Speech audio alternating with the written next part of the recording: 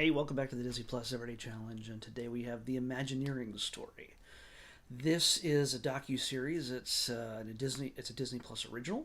It is, of course, telling the stories of how the Imagineers came to be and all of their creations that have gone into creating the mythology of Disneyland and the worlds that have grown out of it around the world.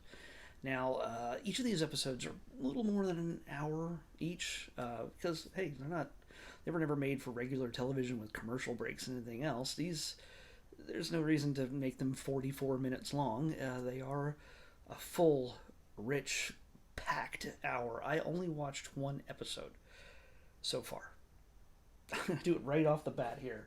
I am adding this to my must watch list. It I thought about saying this or not, but it is possibly my absolute favorite thing on Disney Plus right now. At least my favorite Disney Plus thing that I've discovered. Disney Plus original. It's my favorite thing so far, and I've only watched one episode. In this first episode, it covers the original era that started and ended on December 15th, 1966, with the death of Walt Disney. And it shows everything that went into creating the park, which is built out of artists and architects and designers and creators of a different type that all became Imagineers that built this land that this land of Disney that everybody thought could never happen or should not ever happen. Even his own brother Roy was just like, no, we don't have that kind of money. and yeah, it was. It tells the stories of the struggles of how they got to where they were, but it doesn't focus so much. Oh my gosh, money and everything else. It deals mostly with Walt pushing forward with his ideas and concepts, mixed with all the people who actually physically created all these things, whether it's models or characters or just paintings and drawings. I don't want to say just, because they are the foundation of so much of what Disneyland became.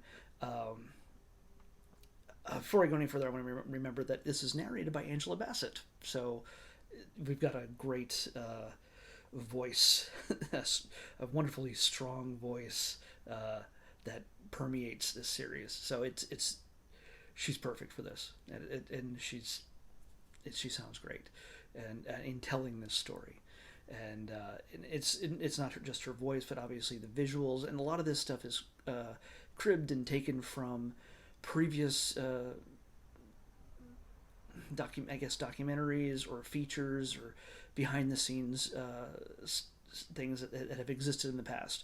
But the footage seems really cleaned up. It looks like this stuff was shot, in the 50s and 60s, and it looks so clean and so bright, and it's as if it was shot today in some cases. When it still has the grit, it still has a little bit of the dirt on the film. It's they've done as much to clean it up as possible, yet have it retain the qualities of that era.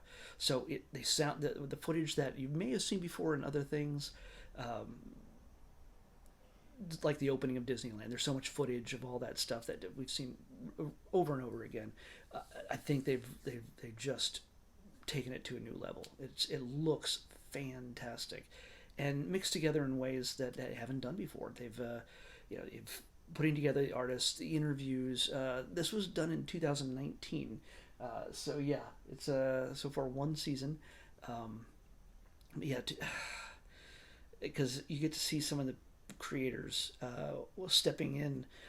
Primarily, well, you see Bob Gurr, who is the man behind Autopia and Matterhorn and just Lincoln. I mean, all these things. I mean, he's either was the man behind all of it, or he was a huge contributor to it.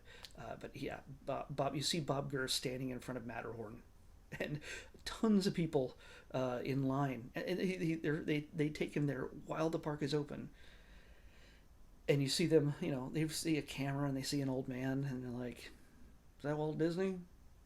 They don't say that, but you get the impression that, well, if they thought it was Walt Disney, they would have probably made a bit more fuss. But you see the people in the crowd, and you're like, they have no idea who is just walking by. It's kind of crazy. But yeah, uh, you get to see it focus on a number of different rides. And right now, I said this yesterday. I used to be an annual pass holder before they ended that. Of course, the pandemic and everything else screwed everything up, and I have not been to Disneyland proper in a year and a half. And it's this brought back so many emotions watching this. I'm not going to shy away from the fact that I got a little choked up here and there. I almost would love to ride It's a Small World After All and get stuck as I on it again, like I did one time for about 30 minutes and almost went insane. I would give anything to go back to Disneyland and be there and feel like it did before. I know that it's open now and there's a new annual pass program with the Magic Key and all that stuff. Yeah, that's back. It's there. It's I can buy a ticket and go in. But with the annual pass thing that I had for so long ago, I could just walk in anytime I felt like it. Didn't have to make a reservation or do anything else. I would like that back. But hey, that's another story altogether. But it shows right now. I'm just saying that because the reason why this means so much to me is this series means a lot to me is because it shows how much my life since living in California has been wrapped up in just getting away and Disneyland is in a sense my ability, my opportunity to slip away and not worry about the troubles of life for just a little while.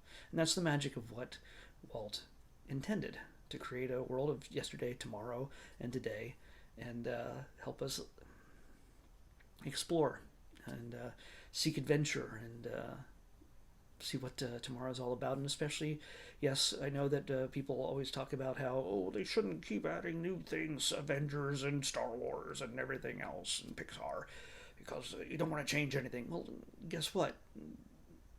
Haunted Mansion, Pirates of the Caribbean, the Matterhorn. Was the Matterhorn there? I mean, most of Tomorrowland, none of that was there that we see today. None of that was there when the thing originally opened.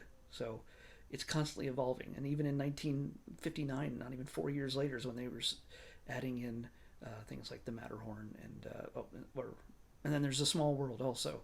All those things that they created for the New York World's Fair, they transported over. The Carousel of Progress, all that stuff. Disneyland is constantly evolving, and this episode shows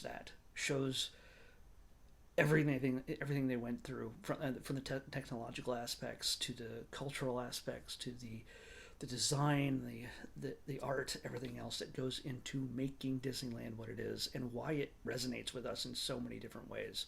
I know I'm not the only one, but my story isn't special compared to anybody else's. I'm not telling you something that so many other people have probably already expressed a billion times over.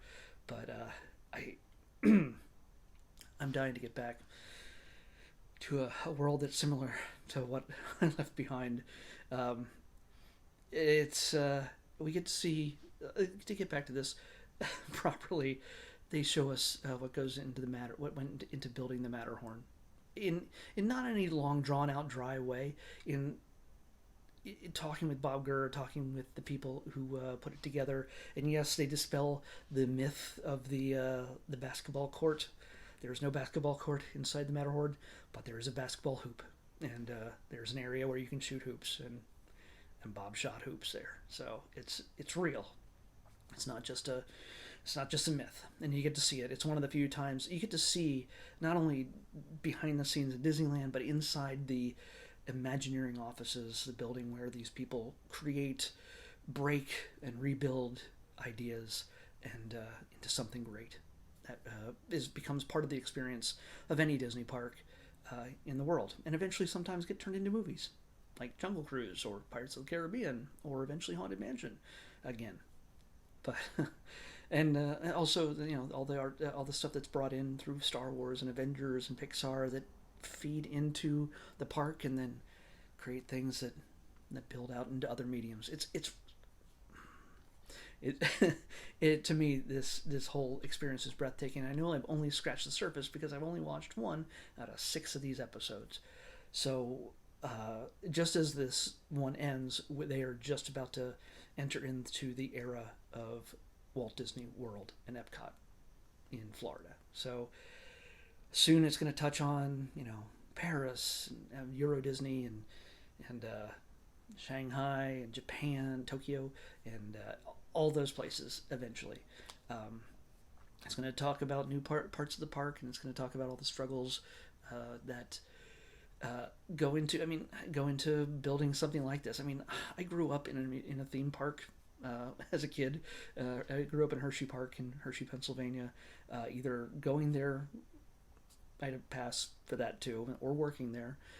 It was a kind of thing that was a part of my life even before Disneyland, and Disneyland has sort of refed that nostalgic feeling I had for that era once again. So yeah, I can't recommend this enough, especially if you're a Disneyland fan or just a fan of the Disney thing, whatever Disney means to you. If it's not just cartoons and princesses and Star Wars or whatever, if it's about the rides, if it's about the park, if it's about the people, the experience, the food, the atmosphere, I highly recommend watching this. You're going to get to see behind the scenes of the Matterhorn, Carousel of Progress, a Tiki Room, Jungle Cruise, Pirates of the Caribbean,